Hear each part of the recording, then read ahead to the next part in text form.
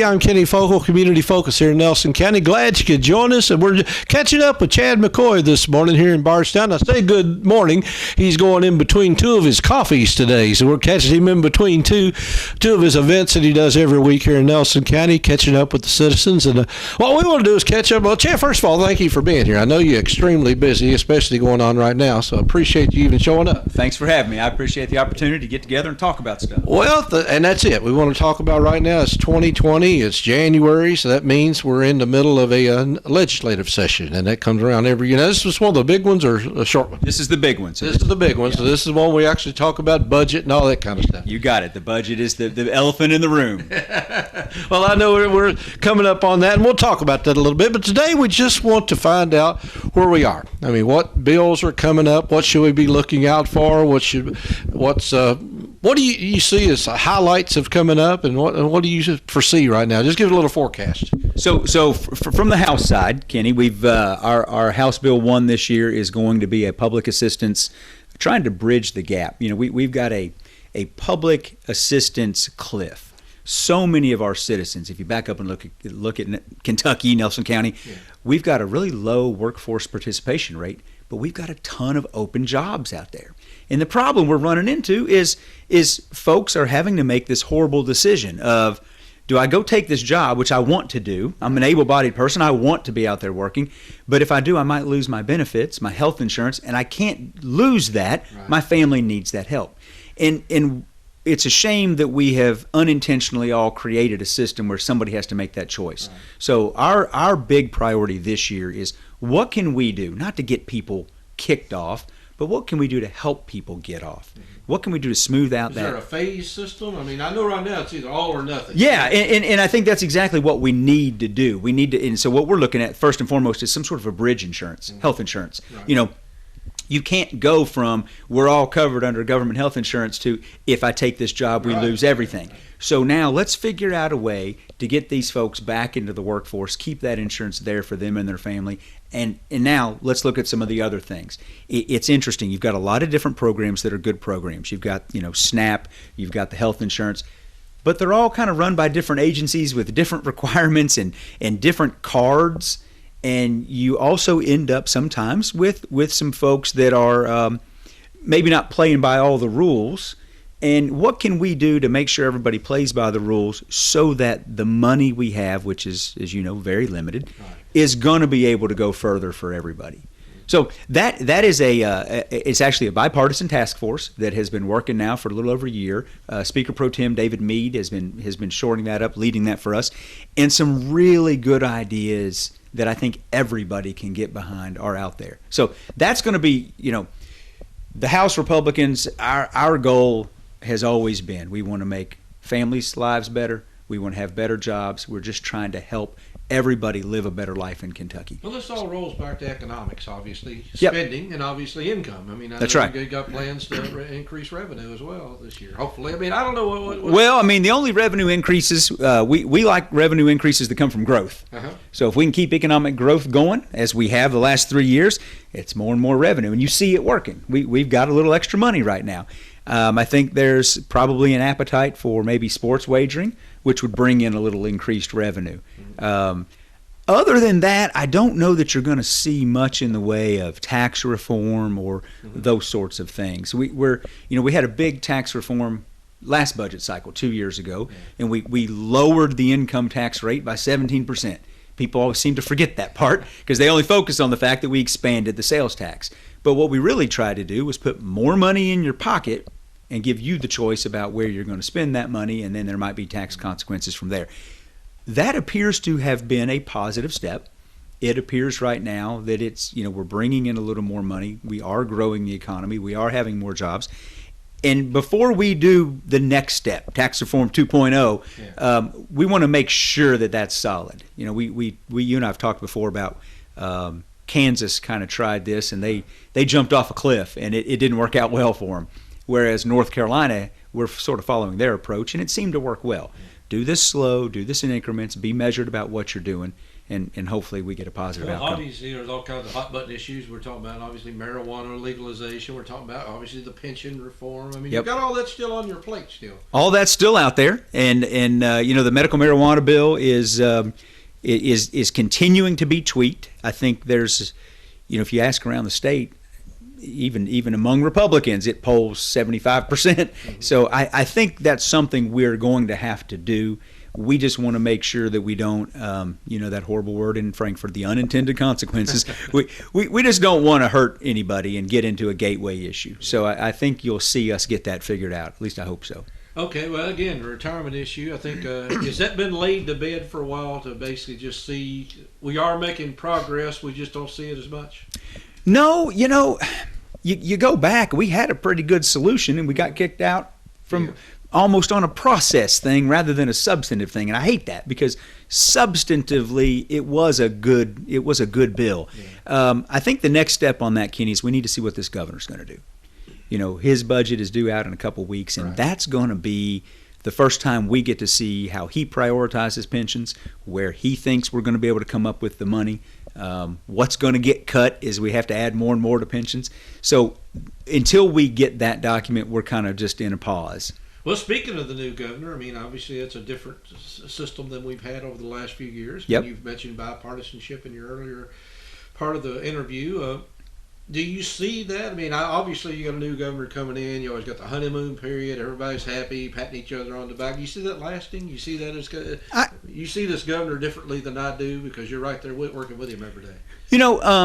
I hope we are able to continue the honeymoon, but the reality is we're getting to that time where, okay, the campaign speeches have to stop, and we've got to start talking about real numbers. For example, what is going to be the budget priorities? He's made a lot of promises during the campaign that sound great. $2,000 raises for teachers. Well, I'd love to be able to do that. Do we have the money for it? And what about our state workers? Kenny, our state workers haven't had a raise in 15, 20 years. I mean, I'm not accurate on that number, but it's been a long time.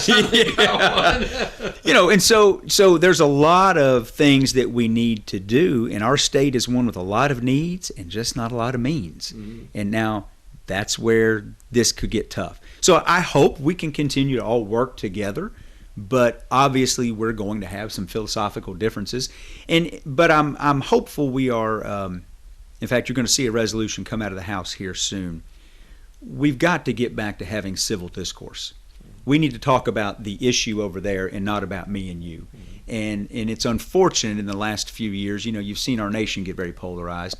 And that's happening now in the State House, and those things are then sort of spilling over to personal life, and we're not going to accomplish things if that's what we're doing. Well, and I know that's a whole new interview someday on social media and stuff of that nature, because I got opinions as to why we're all at a debate like this. But just going to social media, I mean, I can pick it up every day. We just like right now, we talk about hot button issues. We can go to hotter button issues. Obviously, First Amendment issues, Second Amendment issues, right. And I even picked up Facebook this morning. They're already arguing over the Fourth Amendment, but some police search and seizure type stuff. Is that right? Okay. So that's stuff that they predict is going to be coming up during the session this year. So that you're dealing not only with state issues, but now you're dealing with federal issues as well. Well, you really are, and I the Second Amendment. We are fortunate in Kentucky if you feel the way I do, which I'm very pro Second Amendment and pro gun.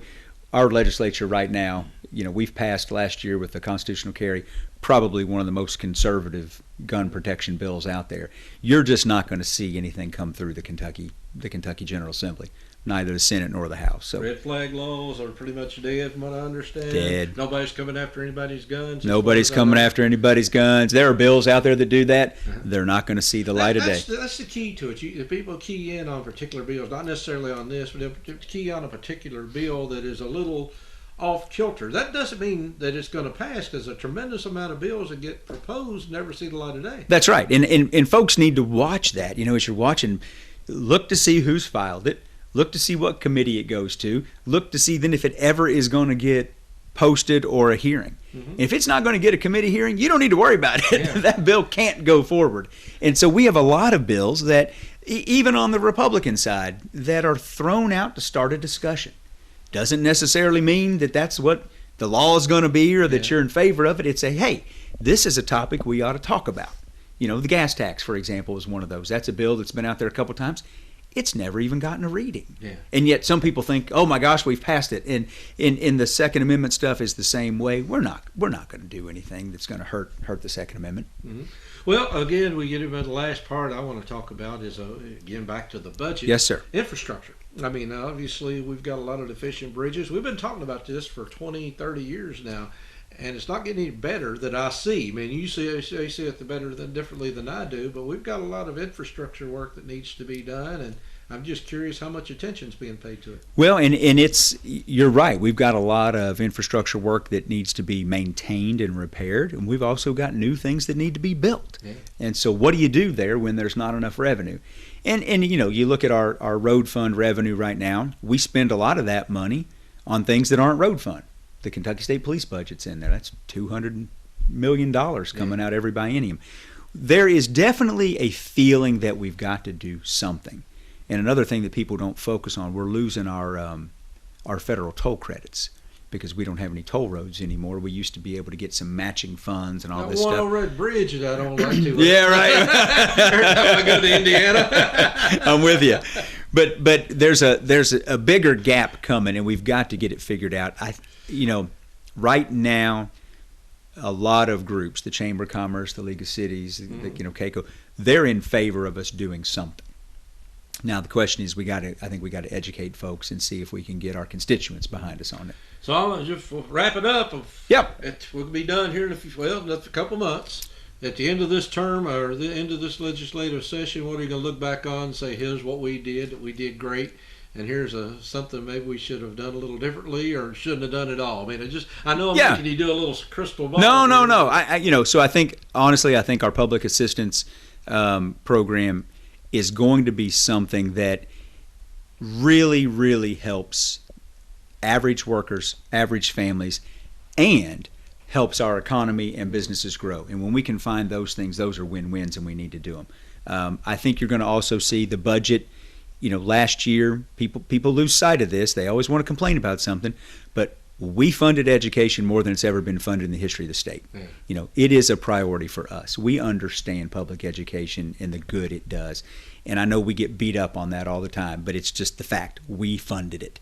So I think you'll see that maintain a priority for us. And I think at the end, when we look back at this budget, you're going to say, yep, they did okay there. All right. Well, Chad, we got you in between coffees here right now, so I know we got you one. You're ready to whip off to another. And that's another thing, I guess. Are you staying house? I brought it in with me. I don't know what I did with it. You sent out a survey here a few weeks ago. I filled it out. I never mailed it back in. I thought, take it from you now. But are you getting a lot of feedback from people at these coffees and through surveys? And I know people are calling you. No, you know what? We do, and it's great. We get a lot of folks come out and talk to us at the coffees.